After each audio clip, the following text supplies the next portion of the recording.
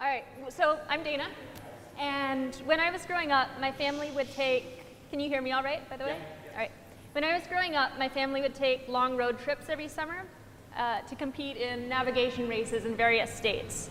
So as a result, I spend a lot of time in campgrounds, but I never went camping for camping's sake until a couple years ago. And as I was trying to pick out a nice nearby campground where I could pitch a tent, spend a weekend hiking and chilling, I was quickly made aware that the public campground booking systems are almost without fail horrible. Many of you probably have had the same experience, but for those of you who haven't, I'm going to share my experience a little bit. So first, you have to choose up front if you want to stay in a national, state, or county park, because they're all on different websites. So I decided to go to the Washington State website, and it looks like this. You can filter a bit on the sides, group size, dates, a couple other filter options, mostly for RVs.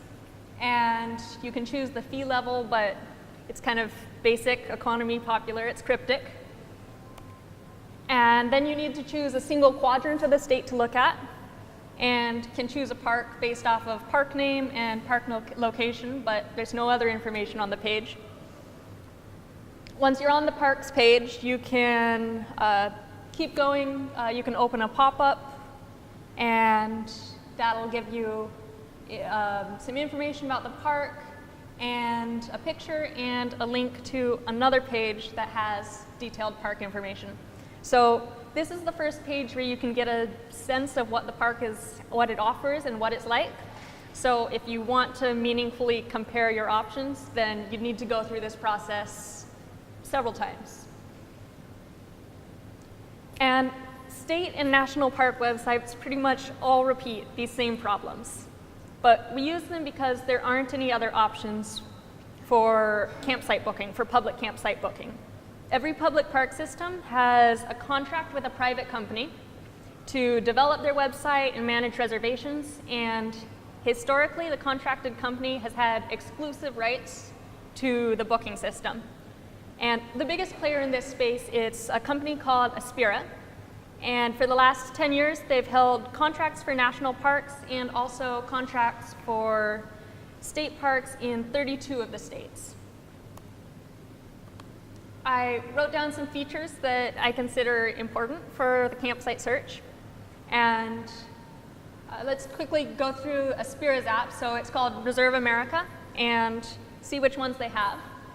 So the biggest thing I was missing from this page is, especially in the map view, that they don't provide enough information to see which campsites are worth learning about.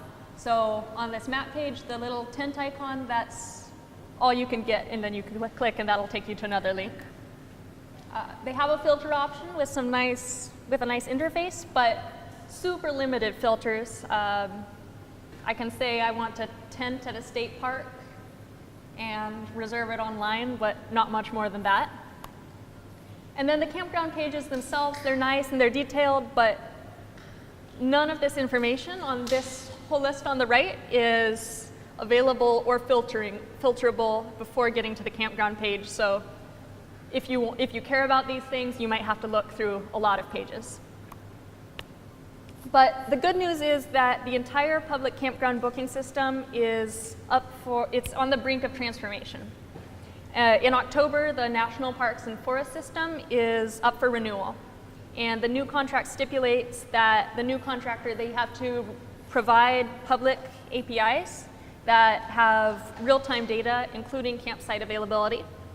And they also need to entertain negotiations with third-party campsite reservation apps.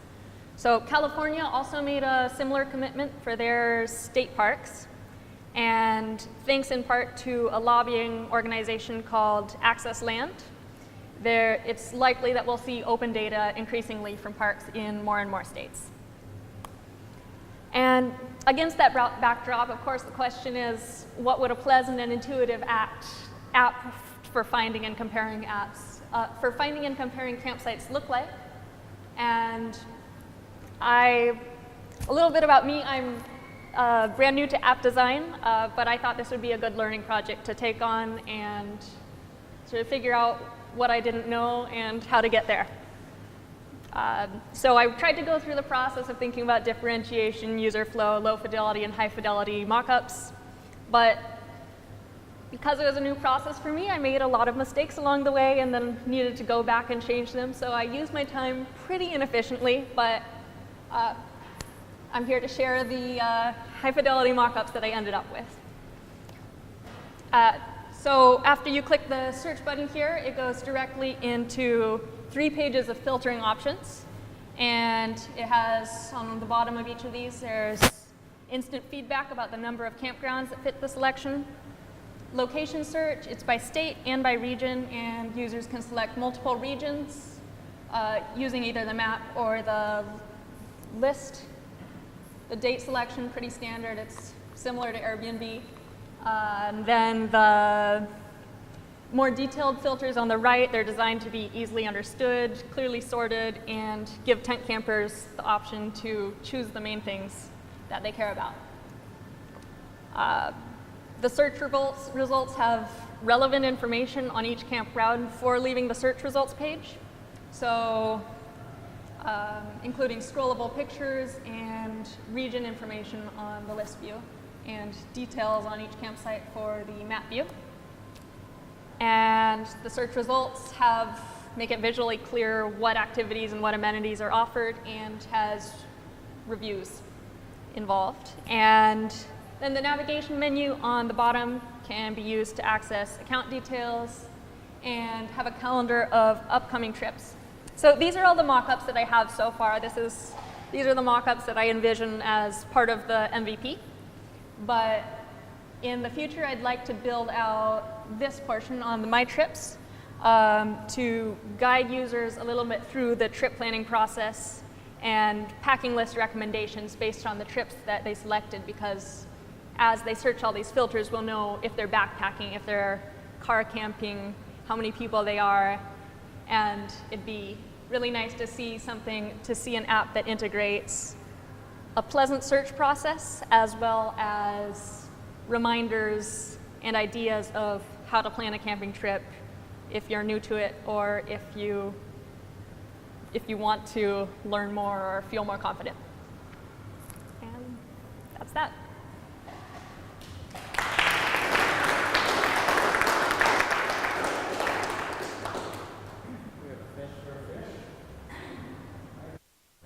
Hello, thanks for that presentation.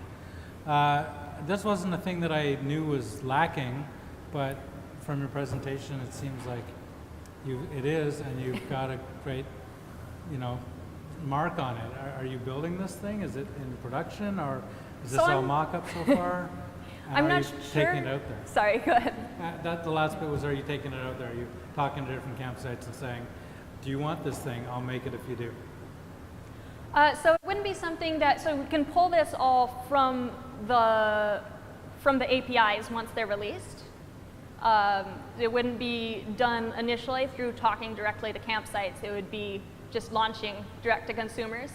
I'm still deciding how much, I'm figuring out as I go which things I want to learn about. So I'm figuring how far I want to take it, if it's worth it to go all the way to launch or to draw the line somewhere sooner.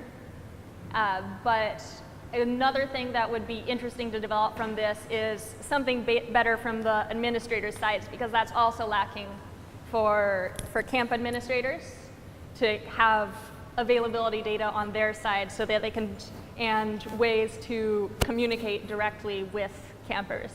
But that would probably be something that would be better to develop for web rather than a native mobile app. Have you looked at data that's coming from the APIs? How high quality is it? Is it curated well? So the information that we just saw, that's the information that is through the API. So there's a lot of detail. There's no interactivity to it, so there's no review system.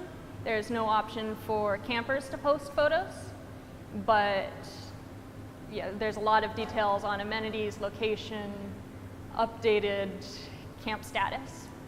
That was my second question, was the review system. Have you given any thought to how you prevent the review system from getting filled up with spam? I have not. I think that would be a good thing to consider, yeah. I'm just saying, rated systems will fill up with spam unless you take measures to deal with it, which either involves moderation or, crowdsourced moderation or something. People suck, is what I'm saying. So, Good to know. although campers are better than regular people, so that it may be slower. There may be less incentive to put spam in the system, which might work in your favor. But still, you will need to deal with it. It'll be quick. It's not a question, just a comment that literally I've had that experience going to the state parks. I just told you, I'm just sharing it again, basically, that I literally had that experience of just how terrible the state and federal websites are for booking anything. It's unbelievable, right?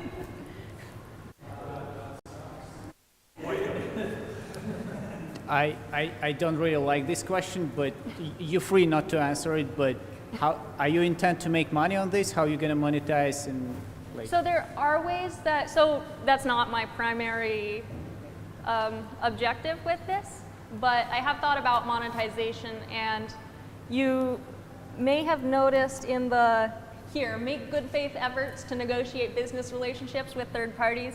Doesn't actually say anything about what they do. It just says they'll talk. And so it's not actually clear yet if they're going to permit transaction fees, if they're going to require transaction fees. So that remains to be seen. But for monetization, I think the best place to add it would be here in the trip reminder, because that'd be a good place for people to learn about gear and have deals with outdoor brands, ads or long form ads that are sponsored reviews.